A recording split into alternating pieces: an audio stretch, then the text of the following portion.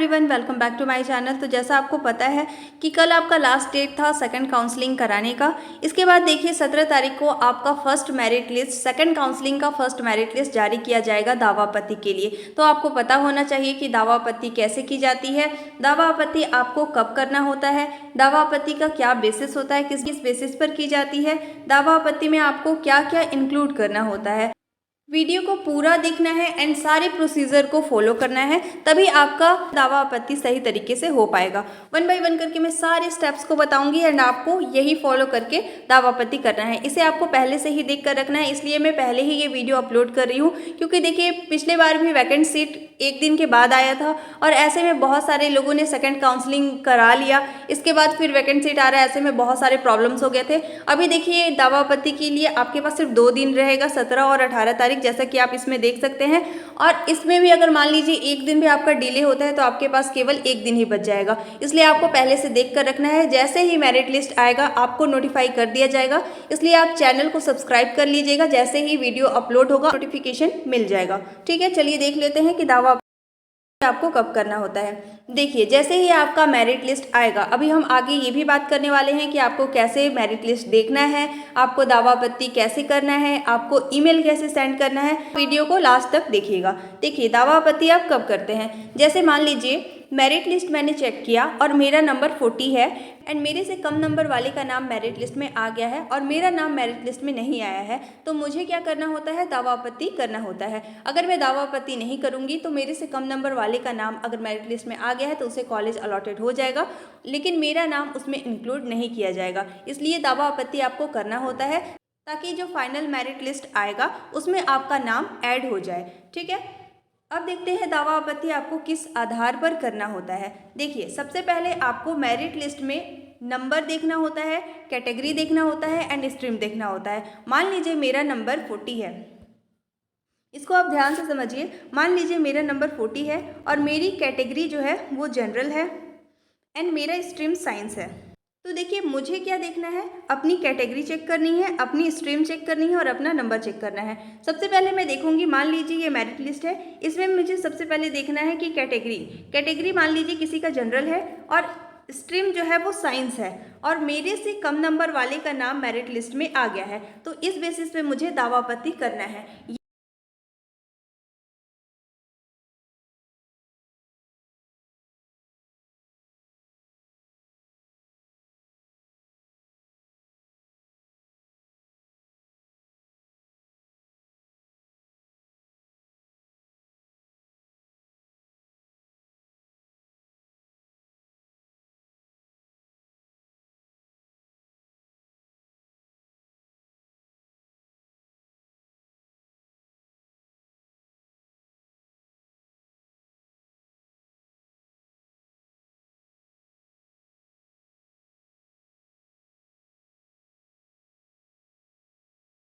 अब बात कर लेते हैं दावा आपत्ति में आपको क्या क्या ऐड करना होता है। देखिए मैं प्रोसीजर बताऊंगी, बट आपको सबसे पहले ये पता होना चाहिए कि जो कंपोस्ट करेंगे आप उसमें आपको क्या क्या लिखना होता है। देखिए सबसे पहले आपको अपना नाम लिखना है, जो भी आपका नाम है। अगर आपने मान लीजिए काउंसलिंग फॉर्म में मिस्टेक भी किया है तो भी आपको वही नाम लिखना है जो नाम आपने काउंसलिंग में लिखा हुआ है। इसके बाद देखिए आपको रोल नंबर, बीएड का जो भी आपका बीएड हो या डीएलएड हो, आपको उसका रोल नंबर लिखना है, रजिस्ट्रेशन नंबर लिखना है एंड साथ ही आपको अपना कैटेगरी भी इसमें मेंशन करना है। ठीक है,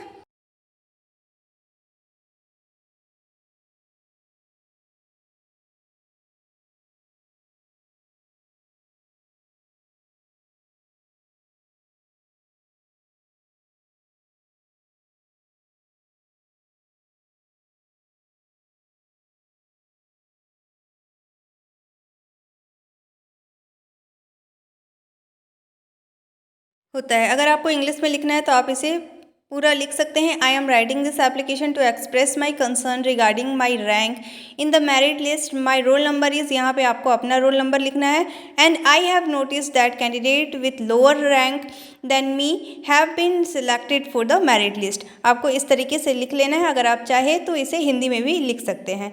ठीक है, सबसे पहले हम देख लेते हैं कि आपको मेरिट लिस्ट में कैसे अपना नंबर चेक करना है। इसके लिए आपको किसी भी ब्राउज़र में चले जाना है, वहाँ पे आपको लिख कर सर्च करना है CGSCERT। जैसे आप CGSCRT लिख कर सर्च करेंगे, आपके पास SCRT का मेन पेज आ जाएगा। अब देखिए आपको स्क्रॉल करके इसमें नीचे की तरफ आ जाना है। यहाँ पे फर्स्ट लिंक गिवन है SCERT CG, उस पर आपको क्लिक कर देना है।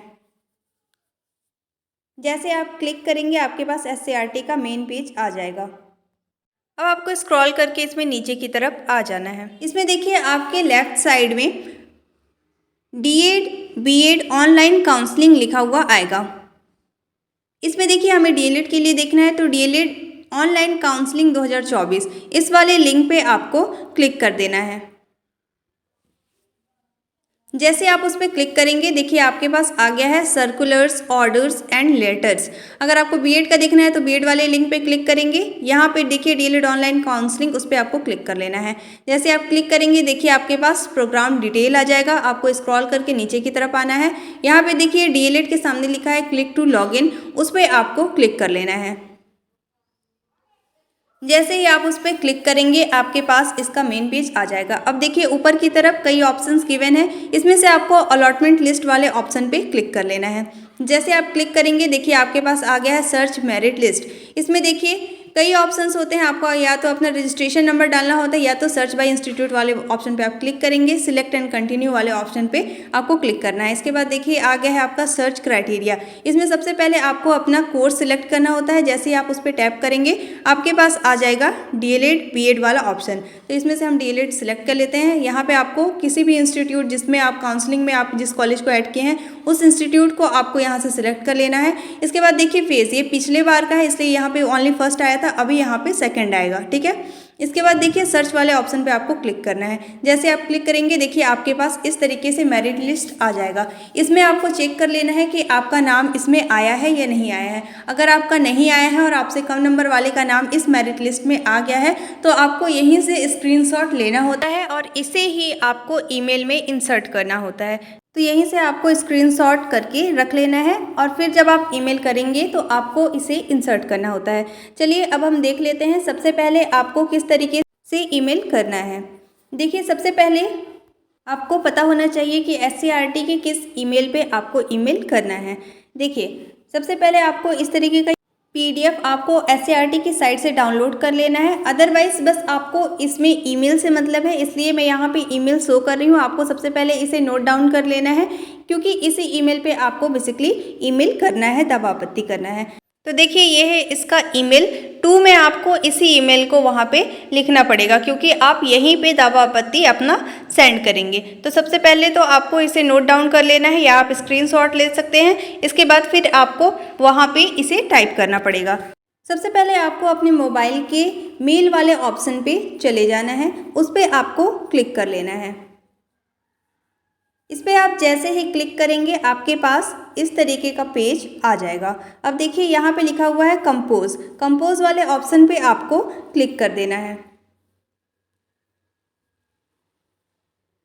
जैसे आप क्लिक करेंगे देखिए ऊपर में आपका ईमेल शो हो जाएगा। इसके बाद देखिए टू में आपको वही ईमेल आईडी डालना है जो मैंने बताया है आपको SCERT वाला, ठीक है। तो आपको यहाँ पे टाइप कर लेना है, सही तरीके से ईमेल को लिखना है।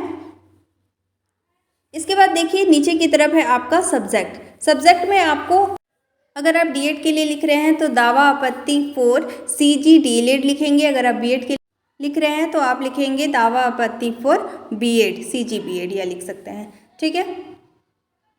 इसके बाद देखिए कंपोज, मैंने आपको आगे भी बताया था कि आपको कंपोज में क्या क्या लिखना है। देखिए कंपोज वाले में सबसे पहले तो आपको अपना नाम लिखना है।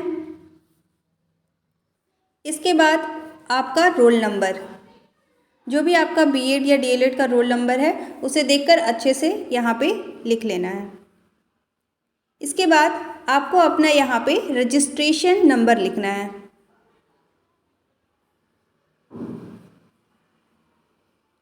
इसके बाद आपको यहाँ पे अपना कैटेगरी लिखना है, जो भी आपकी कैटेगरी है। इसके बाद देखिए आपको नीचे की तरफ आ जाना है। यहाँ पे आप लिखेंगे अटैच्ड फाइल।